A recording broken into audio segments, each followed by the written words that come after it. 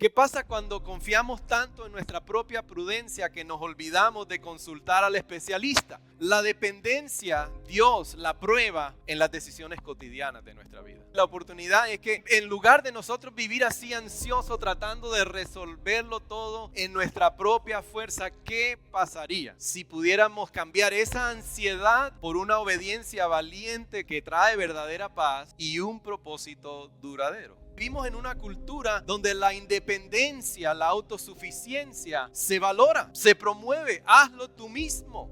Dios nos llama a vivir una vida de dependencia, no de autosuficiencia. Lo vemos en el 9º capítulo de Josué. Este es el peligro. Nuestra autosuficiencia muchas veces nos va a llevar a la negligencia espiritual y al abandono de lo que nosotros creemos. Que Jesús no solamente es el especialista que nos da el diagnóstico, sino Él es el que trae la cura para la enfermedad al someterse a la cirugía de la cruz. Entonces, los demás nos ponemos nuestras gorritas, nuestros sombreros de ahora iluminación del Espíritu Santo. Vamos a pedirle al Espíritu Santo que nos ilumine. Vamos a continuar. Esta semana nos hemos saltado en la serie en el libro de Josué. We are in the series in the book of Joshua. We remain there. Hoy vamos a estar en el capítulo 9. We're going to chapter 9. Así que nos hemos saltado al capítulo 8. We're skipping chapter 8, pero vamos a hacer un breve resumen del capítulo 8 a la medida que vamos desarrollando el sermón. Está en la página 202, por si alguien quiere saber la página. Page 202. O la página 210. Vamos a orar y después entramos en la predicación en esta mañana. Padre, gracias por todo este tiempo que nos has permitido, oh Espíritu, gracias, Señor Redentor, amado Padre. Ahora venimos ante ti pidiendo la iluminación de tu Espíritu para que ya lo que tú has revelado, Señor, hoy podamos entender. Aquellos que te conocemos como Señor y Salvador y aquellos que todavía andan en ese viaje de conocer o aprender más acerca de qué es la fe cristiana, quién es Jesús. Señor, que hoy sea un día sobrenatural, que solamente tú puedes lograr en la vida de nosotros, seres humanos que vivimos, hemos nacido apartados de ti, en enemistad contigo, pero que tú nos has traído cerca por la obra de Cristo Jesús. Te amamos, te pedimos todo esto en el nombre de Jesús. Amén y amén. Amados, el texto de esta mañana entonces es Josué capítulo 9 y lo hemos titulado, o el sermón lo hemos titulado Dependencia Valiente, así como estaba orando la hermana hace unos minutos atrás, una dependencia valiente, siguiendo el lema de toda la serie, que Dios nos da un valor, una valentía, que solo Él puede dar, valor, valentía. Necesitamos también valentía o valor, coraje para depender de Él. We also need courage to be dependent on God. Sé que muchos de nosotros, quizás la mayoría ya a estas alturas de los tiempos en que vivimos, todos tenemos una herramienta en nuestros bolsillos increíblemente peligrosa, pero también poderosa. Creo que no hay nadie que no tenga esa herramienta en su bolsillo. Ya veo que se están tocando los bolsillos. No me estoy refiriendo a la IA o a la inteligencia artificial. Me estoy refiriendo, y le voy a poner una imagen en la pantalla, al doctor Google. Y usted va a poder entender lo que estamos tratando de decir. Doctor Google. Quizás algunos que son más modernos y ya han descartado a Google, ahora han reemplazado a Google con el doctor Chari, con el doctor ChatGPT. ¿Qué estoy tratando de decir? Tenemos un síntoma, un dolor de cabeza, una mancha extraña en el cuerpo, inmediatamente ¿qué hacemos? Buscamos en el doctor Google. Que algunos no quieren sonreír porque les da vergüenza. Y Google siempre nos lleva a la página WebMD. No sé si usted se da cuenta que esa es una página que es un médico en el sitio web o en la página, en el internet. Y 5 minutos después estamos convencidos de que tenemos una enfermedad exótica O que simplemente es estrés.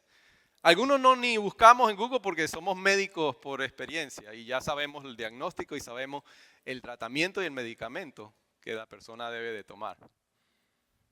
Algunos leemos esos foros, esos artículos y nos convertimos en expertos. O sea, confiamos en nuestra propia investigación, nuestra propia prudencia, pero ¿qué pasa cuando confundimos nuestra investigación con un diagnóstico? ¿Qué pasa? ¿Qué pasa cuando confiamos tanto en nuestra propia prudencia que nos olvidamos de consultar al especialista, al único que realmente sabe? ¿Qué sucede? What happens? Hoy vemos en el capítulo 9 a los líderes de Israel hacer exactamente lo mismo. Today we see the leaders of Israel do exactly the same thing. Ahora vamos a ver en el pasaje que dice que ellos confiaron en su investigación. Hay unas traducciones, como la Reina Valera, que dice, confiaron en el pan mojoso, en las sandalias gastadas. Otra dice que confiaron en el pan duro, en las migas, en las sandalias gastadas, en la ropa gastada, y no consultaron al especialista que era Dios. Y para muchos de nosotros que hemos tenido que abandonar nuestra tierra, nuestro país de origen, venir a un país nuevo como extranjero, la dependencia, Dios la prueba en las decisiones cotidianas de nuestra vida. God tests our dependence in the everyday stuff. ¿Cómo qué? ¿Acepto o no acepto este trabajo? ¿Me comprometo o no me comprometo con esta persona? ¿Envío o no envío dinero a mi familia? Cada rato la incertidumbre migratoria, ¿verdad? Parece que cada día cambia algo. Y Dios nos llama a depender más de Él que de nuestra propia prudencia. Y el problema es que para Israel, y para nosotros, es que la autosuficiencia, ese es el peligro. Self-sufficiency is the problem. Y creo que eso es lo que nos presenta en esta mañana el capítulo 9 de Josué. That's what we find as an opportunity in Joshua 9. ¿Cuál es la oportunidad? Para que ya vayamos teniendo ahí, si quiere escribir, la oportunidad es que en lugar de nosotros vivir así ansioso, tratando de resolverlo todo en nuestra propia fuerza, ¿qué pasaría si pudiéramos cambiar esa ansiedad por una obediencia valiente como oraba la hermana, que trae verdadera paz y un propósito duradero? Y creo que con esa oportunidad en mente, ya viendo eso en mente, los voy a invitar a que leamos la palabra de Dios con expectativa. Let me invite you to read God's word with expectation. Ya teniendo eso en mente. En vez de vivir ansiosos por tratar de resolverlo todo y tener todas las respuestas nosotros, cambiar eso por una valentía, una valentía que de verdad trae más paz. It brings more peace. Y un propósito duradero para nuestras vidas. Así que si usted tiene la habilidad, if you're able, póngase de pie. Vamos a leer unos cuantos versículos del capítulo 9. We're going to read a few verses. Y después, durante el sermón, vamos a ir desempacando muchos de los versículos. Para que tengamos una idea más o menos qué es lo que está pasando ahora en la historia del pueblo de Israel. Comencemos con el versículo 3 hasta el versículo 6.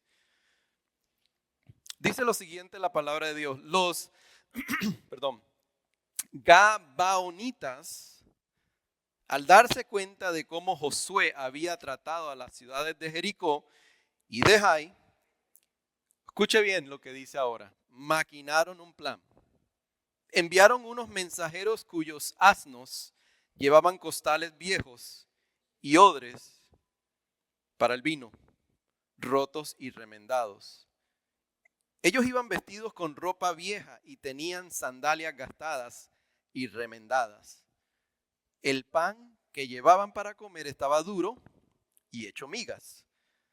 Fueron al campamento de Gilgal donde estaba Josué y les dijeron a él y a los israelitas, que era una mentira, venimos de un país muy lejano. queremos hacer, y es una palabra clave, un tratado, o otras versiones dice un pacto con ustedes. Peligroso ya. Versículo 14, vamos a leer el versículo 14.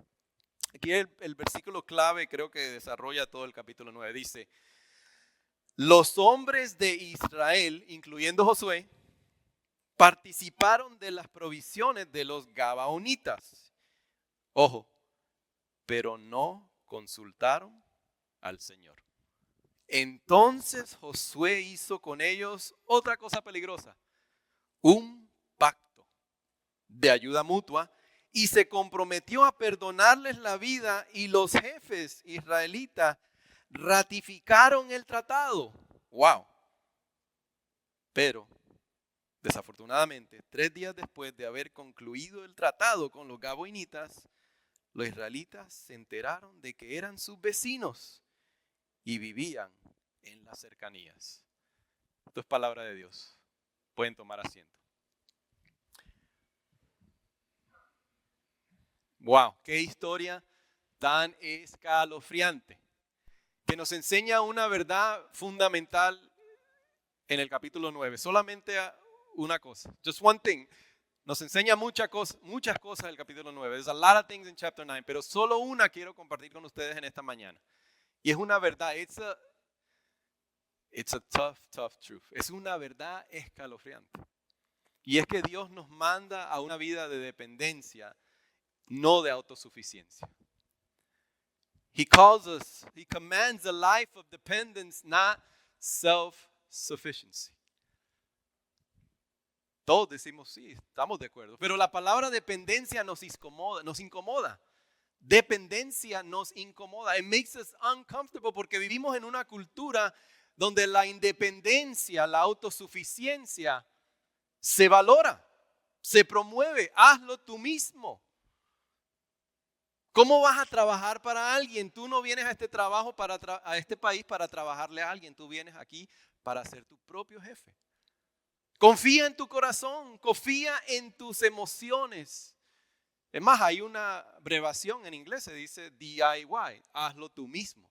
Y puede buscar usted, ir a Home Depot y hay una sección que se llama DIY, hazlo tú mismo. No necesitas de los demás. Sé tu propio jefe. Pero en el reino de Dios, amados hermanos, but in the kingdom of God, ¿qué es el reino de Dios? Quizás se está preguntando, what is the kingdom of God? El reino de Dios es, podemos decir, la esfera, la economía donde existimos aquellos que hemos confiado plenamente en Jesús para nuestra salvación. Y Él ha venido ahora a reinar en nuestras vidas, a ser Señor, a ser Rey, Salvador de nuestras vidas. En esa esfera, en esa economía, el reino de Dios entonces, que le pongo ahí en la pantalla, la dependencia, mis amados hermanos, no es debilidad. Es una realidad en el reino de Dios. No es una opción para los débiles depender de Dios. Dependencia no es una debilidad. Más bien es el mandato para los sabios. It's a calling for the wise. La dependencia bíblica no es pasividad. Biblical dependence is not passivity. Es una confianza activa. Se lo voy a poner ahí porque es largo. Es una confianza activa y relacional en el carácter, la sabiduría y las promesas de Dios por encima de nuestra propia comprensión. Esa es la dependencia bíblica.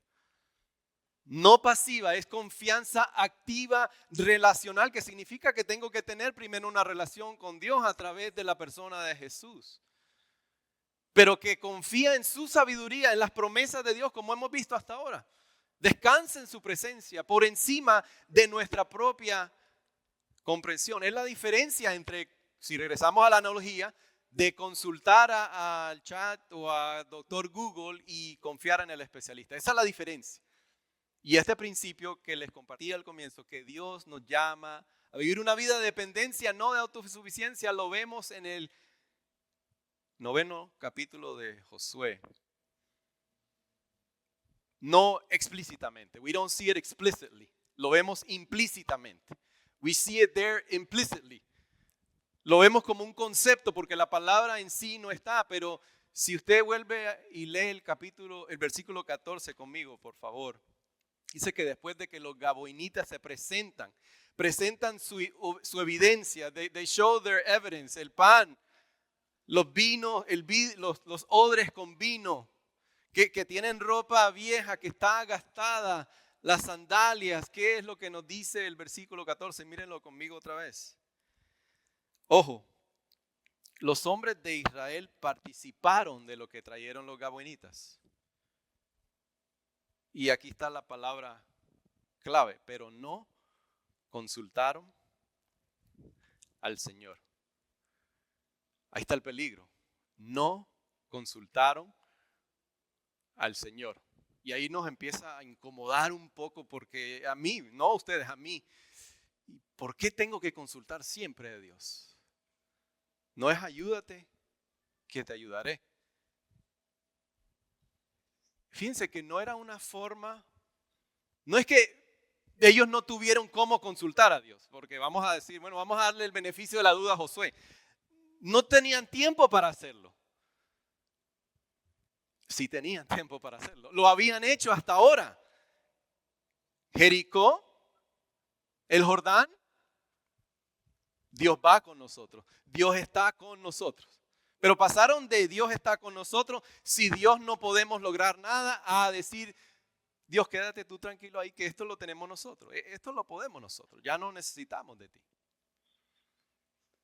Tenían, si usted lee Números 27, Numbers 27, fue lo que Dios a través de Moisés dejó establecido, que Josué tenía que consultar primero con el sacerdote, el sumo sacerdote, Eleazar, que llevaba en sí en el pectoral de la vestimenta del sumo sacerdote el Urim y el Tumim. Podían consultar a Dios, tenían que haber consultado a Dios. Acababan de experimentar victorias milagrosas en Jericó, en Jai, después de que Dios les permitió, aún después del pecado de Acán que trajo la desgracia al pueblo.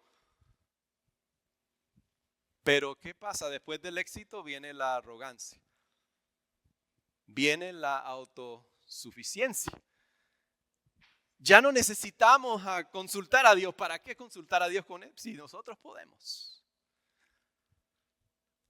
Y fíjense que Deuteronomio capítulo 7, versículo 1 y 2. Porque hay que entender Deuteronomio 7, si quiere apuntarlo y ponga su dedito por ahí.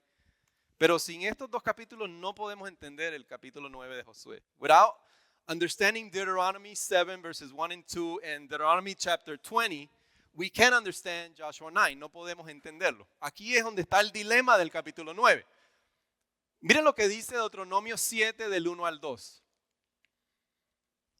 No harás pacto con ellos. Cuando el Señor tu Dios te haya entregado a ti, cuando el Señor tu Dios te las haya entregado y tú las hayas derrotado, deberás destruirlas por completo. Fíjense, no harás pacto con ellas ni les tendrás compasión. El versículo 1 dice, el Señor tu Dios te hará entrar en la tierra que vas a poseer y expulsará de tu presencia a 7 naciones más grandes y fuertes que tú, que son los hititas, los gergeseos, los amorreos, los cananeos, los fereceos, los heveos y los jebuseos. La única manera de poder obedecer ese mandato, que era la voluntad de Dios, era depender del consejo de Dios. Era depender de Dios. Para saber quiénes eran las naciones que Dios les había mandado a no hacer contrato, pacto, alianza con. Su prudencia les falló. Creyeron más en las pruebas de estos hombres que las promesas de Dios. Y entonces el principio está claro y se lo pongo aquí en la pantalla. Dios no solo quiere obediencia, sino que exige nuestra dependencia. Exige nuestra dependencia. He demands our dependency. La autosuficiencia, self-sufficiency, en su raíz, entonces es un pecado teológico. Self-sufficiency at the root is a theological sin. ¿Por qué? Why? Porque es como vivir como que Dios no existiera. It's like we live like if God does not exist. ¿Cómo significa, o cómo se ve eso prácticamente? What does that mean? ¿Qué significa eso? Es vivir como que sí podemos confiar en Dios. Él es el especialista para la sanidad del cáncer, por ejemplo, para cosas así grandes, pero para el día a día no consulto a Dios. Para cosas sencillas. Pero la realidad es que Él nos dice que Él es nuestro doctor de cabecera, podemos decirle, a quien debemos acudir para un dolor de cabeza, para la decisión de si tomo esta inversión o no hago esta inversión, si tomo este trabajo o no tomo este trabajo, si tengo esta conversación difícil con mi hijo o con mi hija, o con mi cónyuge o no con mi cónyuge. También Él es el especialista al cual tenemos que acudir para esas cosas pequeñas también. No solo para las victorias grandes, el día a día. Y el mandato es entonces a depender de Él. Que eso es la parte difícil. And that's the hard part. Porque nuestro instinto natural, nuestra prudencia humana siempre debe de estar sometida a su palabra y a la guía de su Espíritu Santo.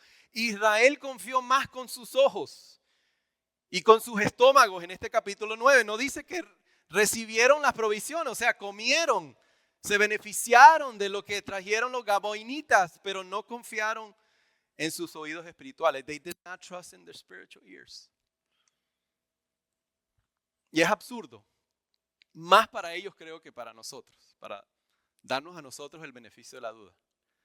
¿Por qué más para ellos? Si tomamos en cuenta todo lo que tenían en ese momento, el acceso a todo lo que tenían en ese momento.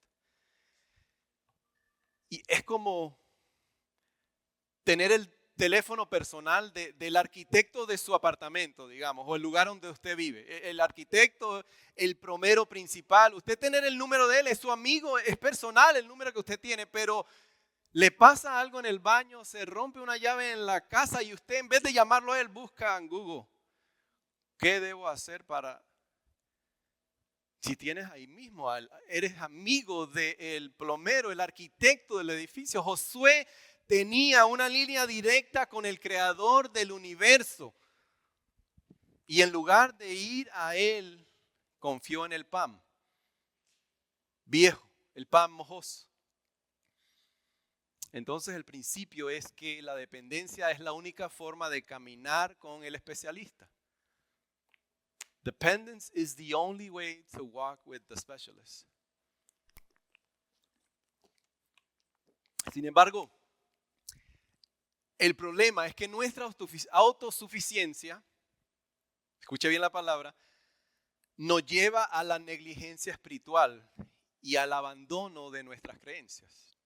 Self-sufficient, hay que apunte, piense, este es el peligro, nuestra autosuficiencia muchas veces nos va a llevar a la negligencia espiritual y al abandono de lo que nosotros creemos. ¿Cómo sabemos? Ahora hay que ver el lío en que se metió Josué y los líderes de Israel. La autosuficiencia de Israel los llevó a una trampa imposible, es lo que nos dice el pasaje. An impossible situation. Porque ¿qué sucede en el versículo 16? Mire lo que dice. Después de 3 días se dieron cuenta que estas personas habían mentido, no vivían lejos, no eran de naciones lejanas, vivían cerca. They lived right there. They were not countries from far away. ¿Y cuál es el problema de su autodiagnóstico? Que confiaron en la presencia del pan. ¿Y cuál es la crisis a la cual lo llevó? Por eso le digo que Deuteronomio capítulo 7 es importante. That's why Deuteronomy chapter 7 is very important in chapter 9 of Joshua. Y el capítulo 20 de Deuteronomio es muy importante. Porque ¿qué es lo que están haciendo aquí? Por eso el autor nos dice 2 veces, 3 veces que hicieron un pacto con ellos. Pero si usted conoce acerca de la historia de la Biblia, del Antiguo Testamento, Deuteronomio capítulo 7 nos dice que no podían hacer pacto con estas naciones. Entonces, ¿qué han hecho? Han quebrantado la voluntad de Dios. They've sinned against God. Han pecado en contra de Dios. Tremenda trampa en la que se metieron, porque hicieron pacto con una nación que no tenían que haber hecho un pacto. Pero aquí hay otro dilema, porque fíjense lo que dice el versículo 18. ¿En nombre de quién hicieron este pacto? Pero los israelitas, dice, no los atacaron, o sea, el pueblo, porque los jefes de la comunidad les habían jurado, ojo, en el nombre de Jehová, Dios de Israel, perdonarles la vida. Y aunque toda la comunidad se quejó contra los jefes, ¿qué han hecho ustedes? Ellos contestaron, hemos hecho un juramento en el nombre del Señor y no podemos hacerle daño. Wow, tremenda trampa se habían metido por no consultar al Señor. ¿Entienden lo que está pasando en este momento? Por un lado, quebrantaron la ley de Dios. Pero bueno, vamos a remendar eso, vamos a mejorar la cosa. No, pero ya hiciste un juramento en el nombre del Señor. Tampoco puedes hacer eso. ¡Qué trampa! Salmo 15:4 dice que el hombre justo, aunque se vea perjudicado, tiene que cumplir lo que promete. Pero ya no pueden quebrantar el pacto que han hecho con los... Este nombre me da dificultad. Los Gabaonitas. Pero quebrantaron la ley de Dios, que era más importante. Hicieron un pacto con esta nación. Entonces están atrapados entre el mandato de Dios, la voluntad de Dios, pero por otro lado no pueden quebrantar su pacto porque ¿qué dice el tercer mandamiento? What does the third commandment say? No usarás el nombre del Señor tu Dios en vano. Lo siento mucho, Josué, ya no puedes echar para atrás. ¿Y por qué están ahí? ¿Por qué han llegado hasta este punto? Why are they there? Pobrecitos, los engañaron, ¿verdad? No por el engaño. It's not because they were deceived. Están ahí por el orgullo, por el pecado del orgullo. No, fue Satanás. No. Fue el pecado del orgullo, la autosuficiencia, su fracaso en depender. No consultaron al Señor su Dios. Ahí está claro. Pero ¿cómo experimentamos eso nosotros hoy en día? ¿Verdad? How do we experience that today? Porque antes de ser demasiado duros con ellos, ¿verdad? Reconozcamos que esta no es solo la historia de Israel. Let's recognize that it's not only Israel's story. Gracias a Dios le doy por personas, líderes de los cuales el Señor me ha rodeado, que me recuerdan. Porque ver una victoria como el día de ayer, ver otro evento que hemos coordinado y pensar en algún momento que wow. Qué buenas son mis estrategias. Qué buenos son mis planes para pensar estratégicamente. Pero hermanos que me recuerdan, hey, mantente humilde. Sigue dependiendo del Señor. Porque la tentación es, bueno, ya yo no tengo que orar para esta próxima, sí. Yo conozco bastante. Yo sé bastante. Yo digo yo porque yo sé que ustedes no son así. I know you guys are not like that. Pero ¿cuántas veces no nos vemos atrapados con nuestras propias decisiones? Tomamos una decisión y después estamos enredados por haber tomado esa decisión. Apresurados, ¿no? Hacemos promesa, nos prometemos y quebrantamos esa promesa porque lo hicimos apresurado y no pensamos, no consultamos al Señor. Nuestra propia prudencia humana, ¿no? Ahí se ve a veces la motivación utilitaria. ¿Saben lo que es utilitaria? Utilitarian motivation. Vengo a la iglesia porque quiero que Dios prospere mi negocio y porque me vaya bien en mi negocio, pero me va bien en el negocio, tengo la victoria y ya mi vida espiritual ya no importa. Ya la descuido. Tengo la madurez, yo soy tan maduro que no importa, yo voy a tomar este trabajo y no importa porque soy maduro y no va a ser conflicto con mi vida espiritual, pero entonces empieza a ser un conflicto en mi vida espiritual. Soy tan maduro en Cristo que no importa, este hombre o esta mujer, yo lo voy a convertir aunque sea yugo desigual. Tú vas a ver, ¿y qué se termina sucediendo?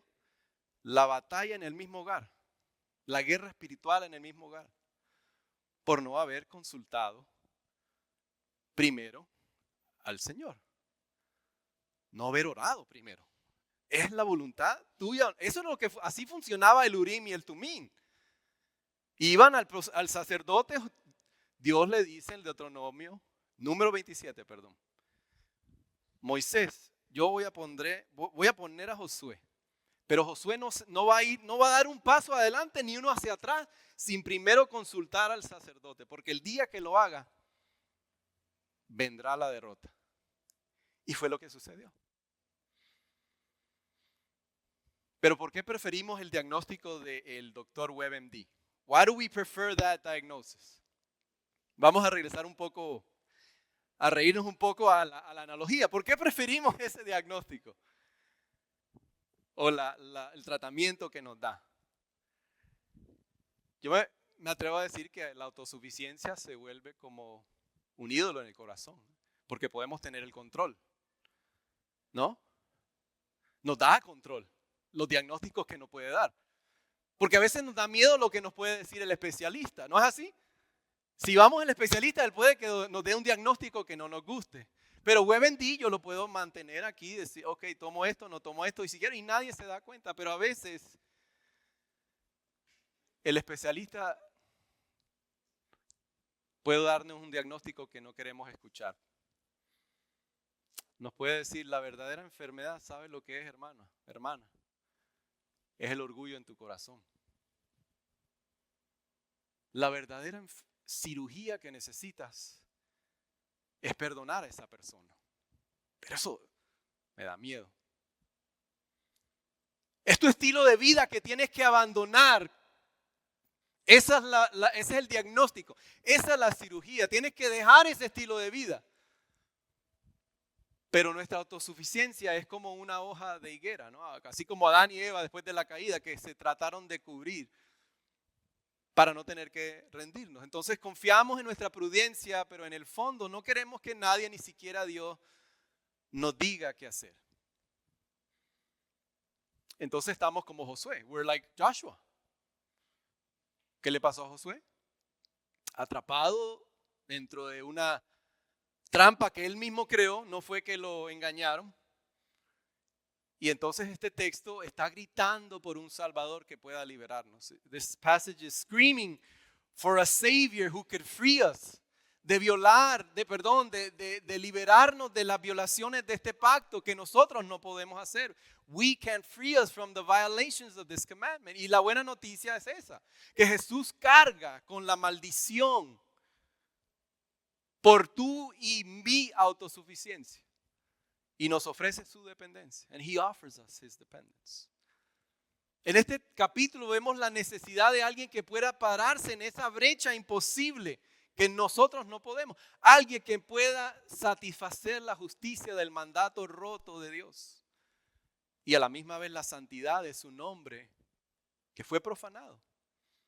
Vemos nuestra necesidad de Jesús, el verdadero y el mejor Josué.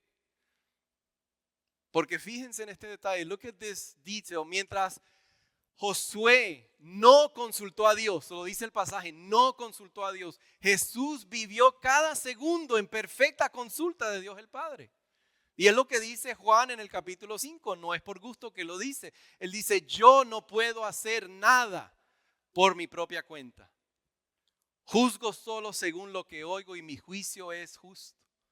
Pues busco hacer no mi propia voluntad, sino cumplir la voluntad del que me envió. Amén. ¿Cuál es la trampa de Jesús? Llevémonos al Nuevo Testamento. ¿Cuál sería el Josué nuevo para Jesús? ¿Cuál fue la trampa de Jesús en el Nuevo Testamento? ¿Se acuerdan en el huerto de Getsemaní? Remember the Garden of Gethsemane? ¿De qué manera, usted pregunta, es una trampa? Bueno, por un lado, la voluntad de Dios de juzgar el pecado, ¿verdad? Porque la paga del pecado es la muerte.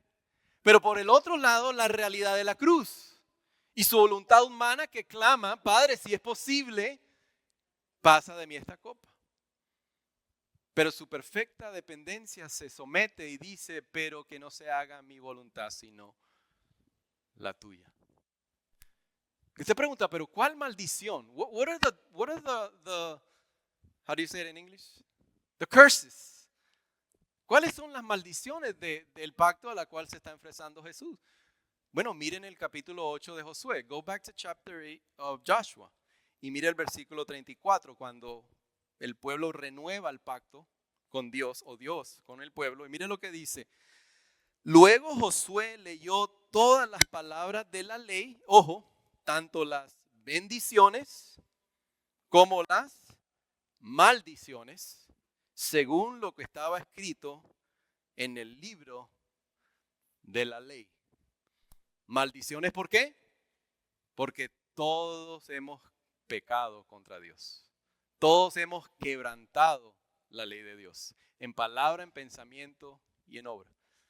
Todos merecíamos la maldición de la ley, pero Él la absorbe por nosotros.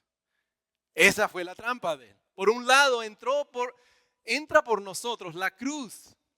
Mis amados hermanos, nos demuestra que Jesús absorbe la maldición de ambas violaciones. Que nos indica que Jesús no solamente es el especialista que nos da el diagnóstico, sino Él es el que trae la cura para la enfermedad al someterse a la cirugía de la cruz. ¿Cuáles son los dos mandatos que podemos ver? Él satisfizo la justicia del mandato de Dios, que es lo que falla hacer Josué y el pueblo, y por otro lado, Él vindicó el nombre santo de Dios, que es lo que falla en hacer el pueblo, y toda la maldición de nuestra autosuficiencia, para que nosotros pudiéramos recibir la bendición de su perfecta dependencia, nos la entrega a nosotros. Y ahí es donde vemos la sustitución. And there we see substitution. Pero creo que todavía no lo hemos visto completo. ¿Quién eran los gabaonitas? Who were the Gibeonites in English? ¿Quiénes eran? Realmente, no después de haber mentido, eran naciones lejanas. Perdón, al contrario, naciones cercanas de las cuales no podían hacer ningún pacto. Deuteronomio capítulo 20 le daba la excepción a las naciones que vivían lejos. No había problema con esas naciones. Pero los gabonitas eran enemigos. Tenían que, de acuerdo a Deuteronomio capítulo 7, versículo 1, exterminarlos. They had to finish them. Pero ¿qué pasó ahora? Mire lo que dice el versículo 27 del capítulo 9. Así salvó Josué a los gabaonitas de morir a manos del pueblo de Israel. Ese mismo día Josué los hizo leñadores y aguateros de la asamblea israelita, especialmente del altar del Señor que está en el lugar que él mismo eligió. Y así han permanecido hasta el día de hoy. Wow. What? ¿Cómo? Los enemigos.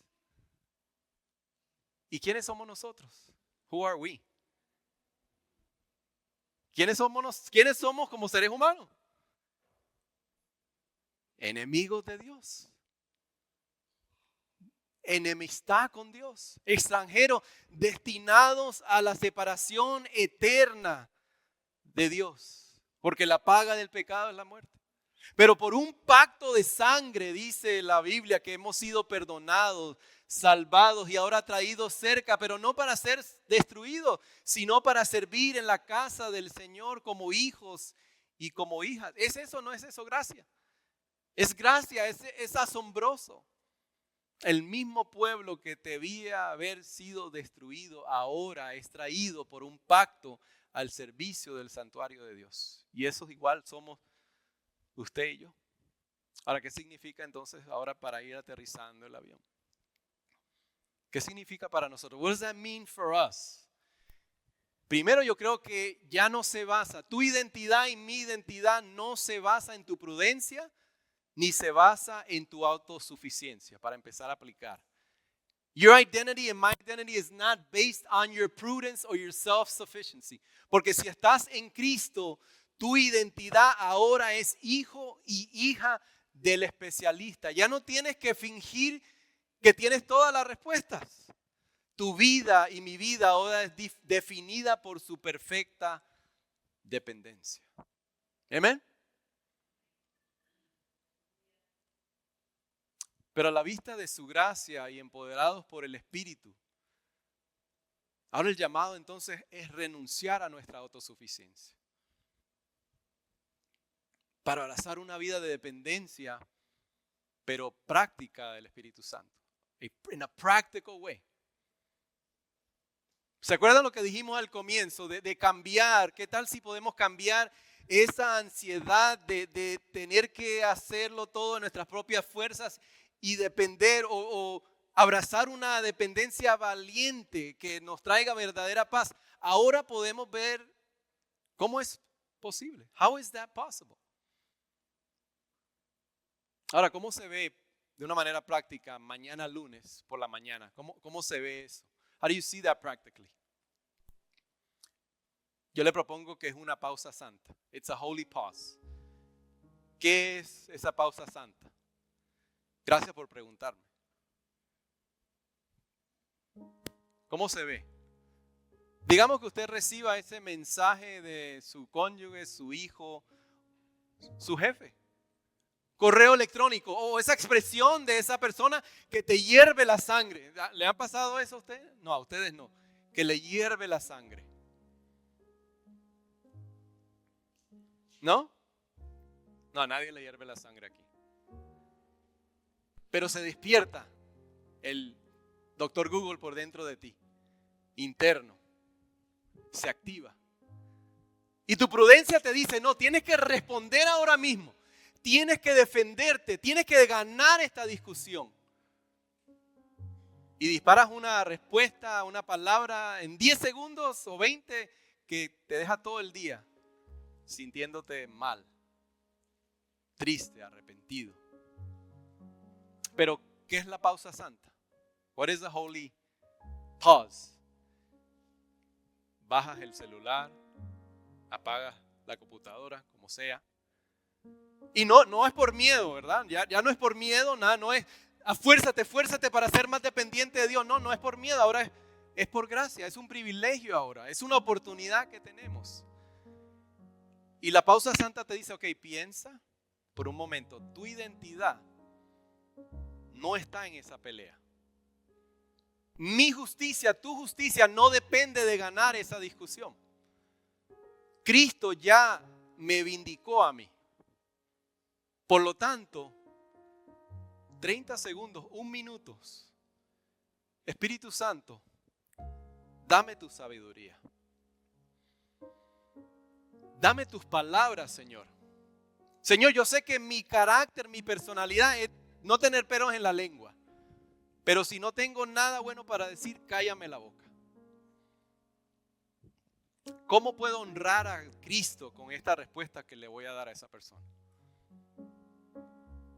Iglesia, renunciar a la autosuficiencia es abrazar la dependencia, que es depender de Él para cada decisión en mi vida. No importa si llevo 20, 30, 25, 28 años caminando el Evangelio, nunca seré demasiado sabio para dejar de consultar al Padre. Nunca. Dejar de aprender más, nunca. El momento que llega a pensar así, viene mi caída. Pero ya no tengo que vivir de esa manera. I don't have to live that way. Pero no solamente en el trabajo, en tu finanza, ¿verdad? El tiempo nos dice los momentos tan difíciles. ChatGPT, Google, doctor Google te dice guarda, acumula, autopreserva, mete el dinero debajo de la casa, escóndelo. No puedes ser generoso en estos tiempos. You can't be generous in this time. Es más, no le deja a nadie, acumula y acumula porque no sabes qué va a pasar. No sabes qué va a decir el presidente Trump. Pero la dependencia, ojo, consulta al especialista, que es ¿quién? Papá, que te dice, busca primero el reino de Dios y su justicia y las demás cosas vendrán por añadidura. Amén. Que nos dice, ojo, nos dice, hay más bendición en dar que en recibir porque Él siempre nos sostendrá. ¿No es así?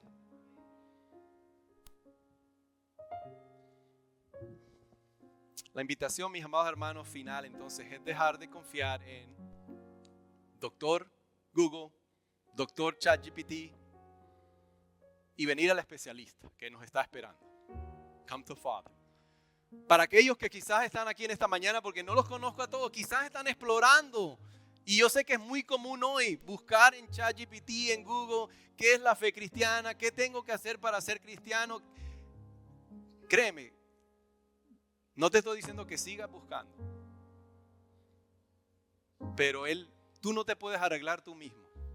Tú no puedes cambiarte tú mismo. Ven tal como eres y es decirle: Jesús, quiero que tú seas mi Señor y Salvador.